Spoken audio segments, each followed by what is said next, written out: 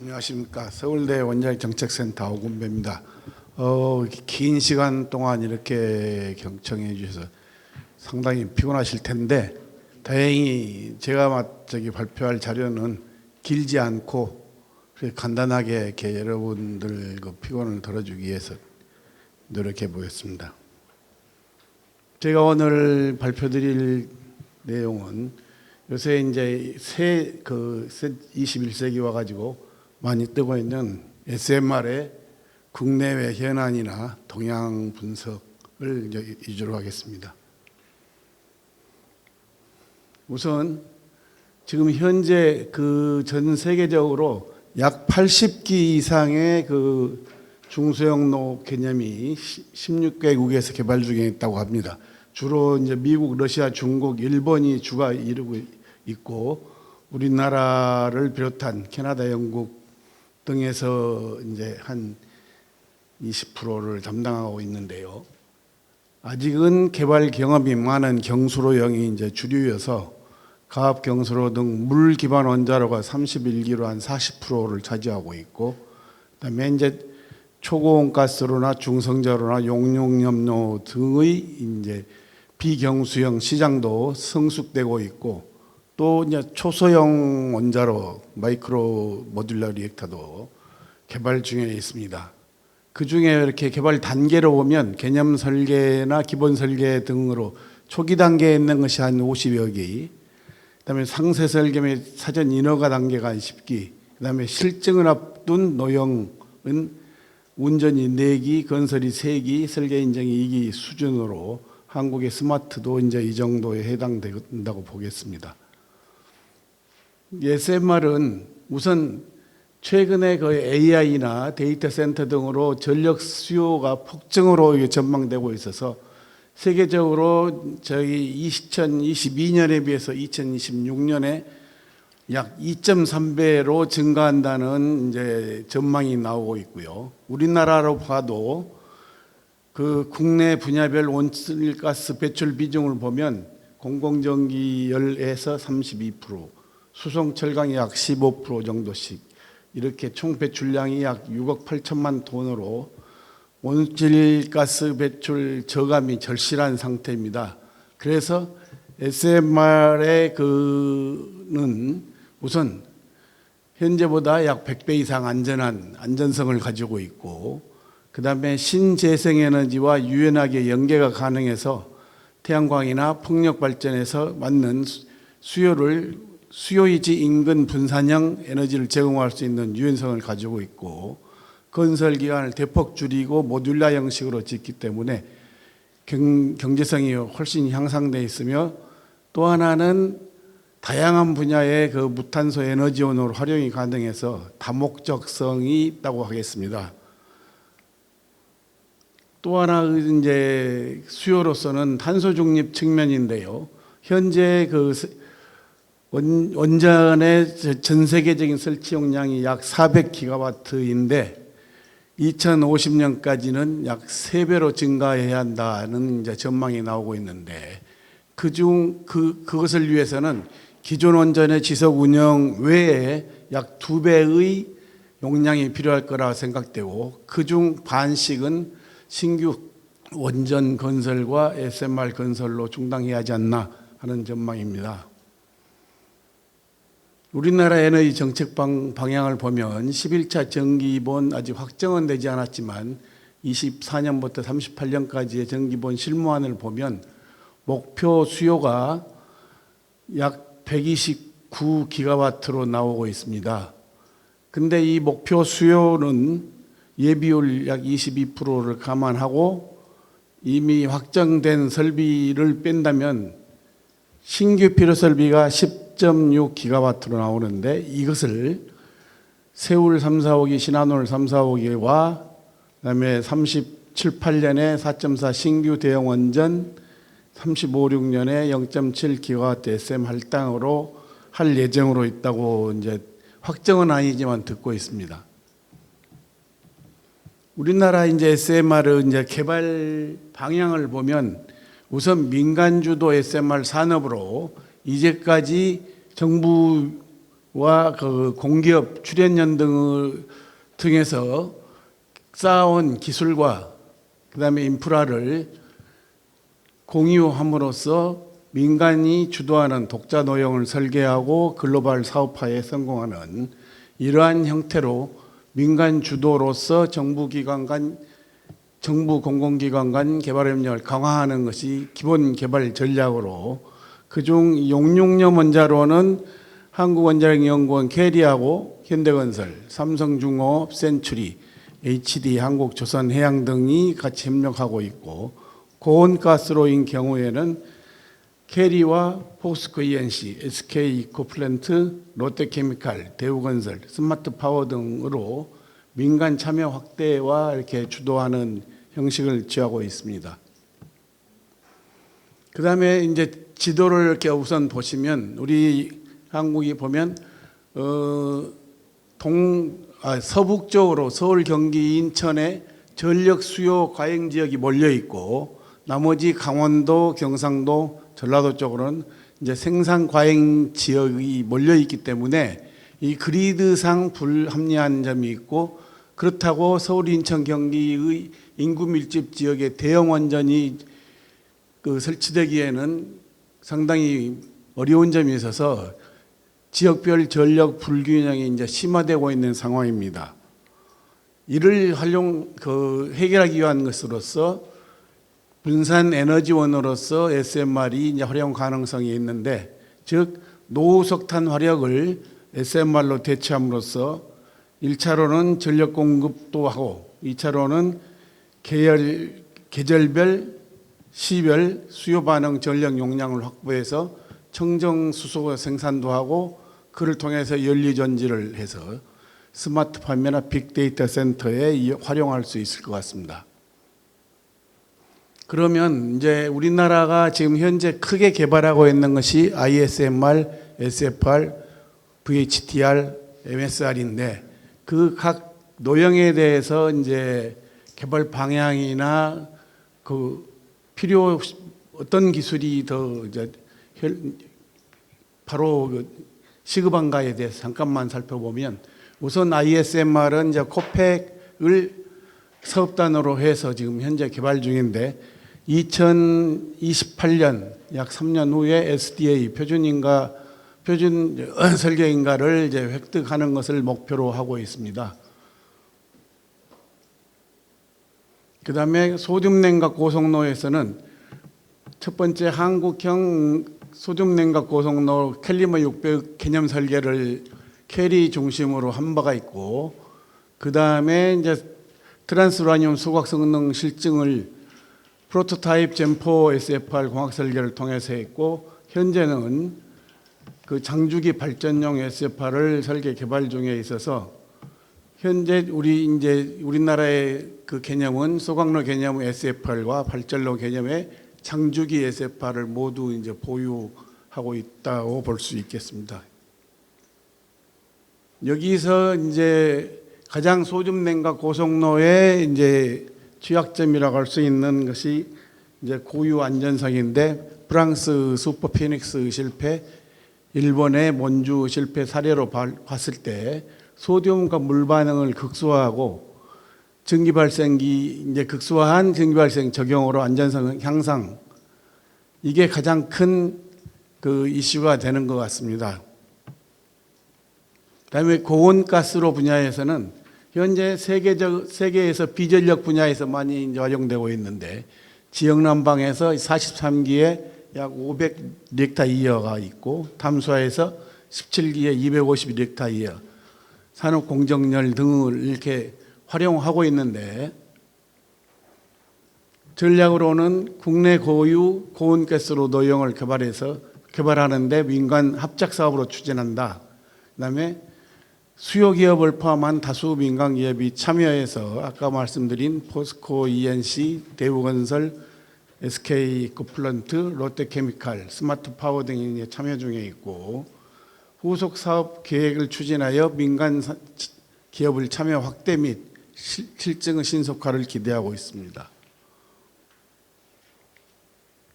그다음에 이제 용융염 원자로는 되게 그 미국, 영국을 중심으로 이제 개발되고 있고, 특히 중국이 굉장히 야심적으로 개발 중에 있는데 한국만보다 큰 초대형 핵 추진 상승 설계에 아주 심혈을 기울이고 있는 것 같습니다. 즉 용융용 원자로는 전기 생산보다는 대형 수송용 에너지원으로서 이제 활용 가치가 높을 것 같고, 듣기로는 현재 우리가 각국에서 그 CO2 배출을 절감하고 있다고 하는 하나 공해상에서의 대형 선박들의 공해가 아주 심각하다고 합니다. 그래서 이런 대형 선박에 아주 희망이 있는 원자로용으로 이제 생각됩니다. 그래서 현재 이제 우리나라가 개발하고 있는 원자로 용융용 원자로 특성은 열 전기 출력이 100메가 써말에 30메가와트 일렉트릭, 즉 15,000 TEO급 컨테이너 엔진에 딱 맞는, 그다음에 노심 출구 온도는 600도씨 이상, 연료는 이제 클로라이드 화합물 형태로 되고 있다고 합니다. 근데 이제 아까 말씀드린 여기 소듐 냉각이나 고속로나 고온가스로나 용융용로의 현안은 뭐냐? 아까도 말씀드렸지만 아직도 세계적으로 확실하게 해결했다고 볼 수는 없는 SF8에서의 소듐과 물 반응을 저감하는 방안, 그다음에 물 반응을 배제하는 방안이 이제 계속 개발 중에 있는 것 같고요. 그다음에 고온가스로 쪽에서는 그 트리소 연료를 이제 확보하는 국제적 노련을 추진 중에 있는데, 아직 그 우리나라에서는 그 부지의 조기 선정과 운영사를 얼른 그 빨리 정하는 것이 현안이라고 이렇게 저한테 전해 왔습니다. 그다음에 용융염 원자로는 국내 중견기업 및 해외 기관과 공급망 지도 구축을 예정으로 아주 많은 학교 및 산업체가 지금 참여 중에 있는 것 같습니다. 이러한 소개를 통해서 마지막으로 말씀드리고 싶은 것은, 이제까지는 우리가 대형 원자력 발전소를 통해서 경제성도 확보하고 국가의 기간 산업으로 이렇게 했었는데, 즉 우리가 어떤 소규모 강원도라든지 울릉도라든지 이런데 대형 버스와 대형 트럭만 가지고는 이제 할 수가 없는, 세계적으로도 그런 그 특이한 나라들이 많이 지금 원전을 그 도입하고자 합니다. 즉 칠레 같은 나라는 동서로 150km밖에 되지 않으면서 남북으로는 4,000km를 가지고 있고, 그다음에 인도네시아 같은 나라는 섬이 뭐 10,000개나 되는데 다 떨어져 있어 가지고 있고, 카자흐스탄은 세계 9위 국가인데 그 부락이나 이 도시가 국경을 따라서 이렇게 발달되어 있다 하더라고요. 그래서 가운데가 완전히 사막지대여서 대형 원전을 해도 송전에 문제가 있고, 이런 나라일수록 그 중소형 원자로를 여러 개 지어서 분산 이런 전략이 필요하답니다.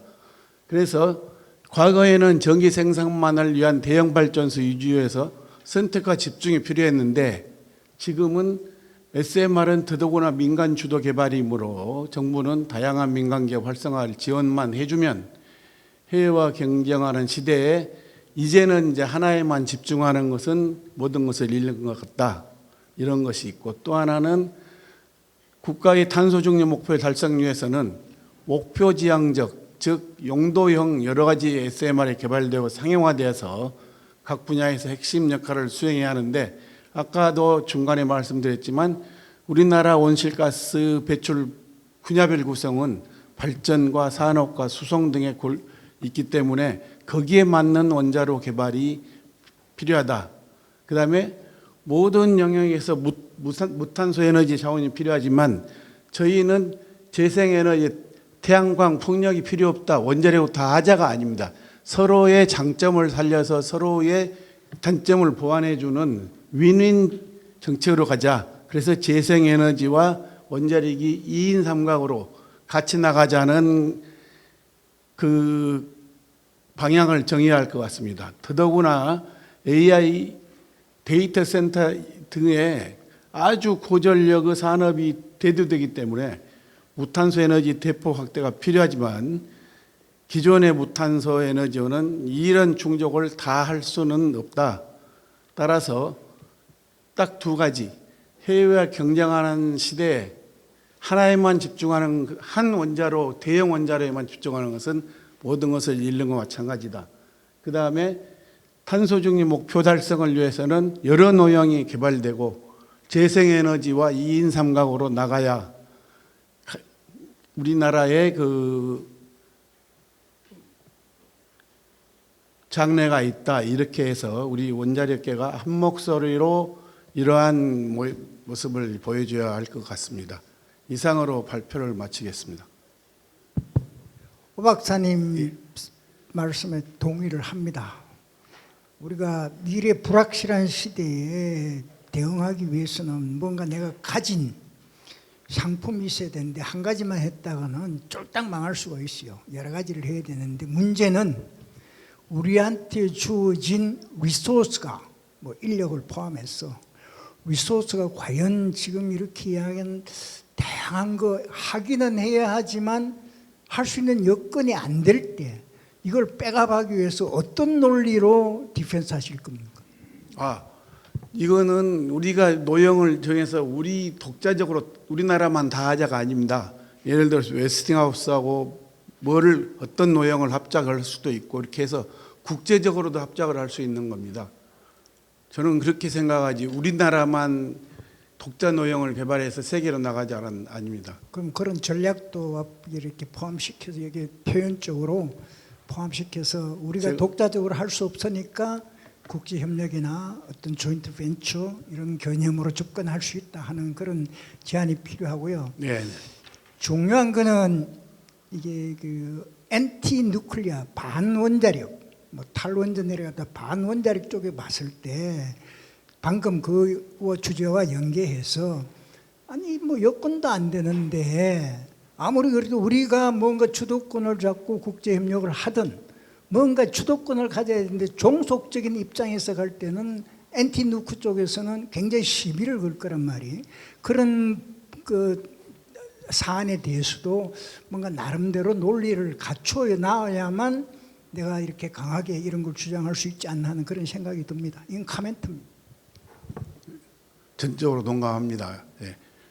근데 이제 그 엔티 뉴클리어나 재생에너지 개발하는 분들하고 이야기를 해보면 아예 뭐 처음부터 이렇게 막혀 있는 것도 있고 그렇지만 우리 원자력계가 더 포용력을 형님 같은 포용력으로 계속 다독거리면서 가야지. 예를 들어서 태양광에 꽂혀 있는 사람이라면 밤에는 어떡할래? 밤에는 그 원자력이라도 좀 해서 해야 할 거 아니냐 해서 서로 상생하는, 저는 항상 그랬거든요. 태양광은 배척하고 우리가 그 원자력만 하자는 아니다. 같이 가자. 저는 크게 생각해서 앞으로 50년이나 100년 안에 원자력은 필요 없을 거라고 난 생각합니다. 왜냐? 지금 우주 나가서 1, 200만 킬로미터 밖에다가 대형 지벨기를